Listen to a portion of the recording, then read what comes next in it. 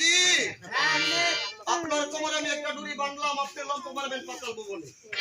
ইয়া জিজ্ঞেস করবেন বলিরাজ কেন আমাকে টাকা পয়সা করে দিল না। বুঝিটার নামটা কি আছেন মিয়া? এটার নাম আছেন লুকমান হিকি। আর তার সাথে যে একটা উজির আছেন না, এটা হচ্ছে সাদিক উজির সারা মেসেন উজির। আচ্ছা এই জয়, এটা কেমন আছেন জানো? এটা আছেন বাবা ল্যাংড়া।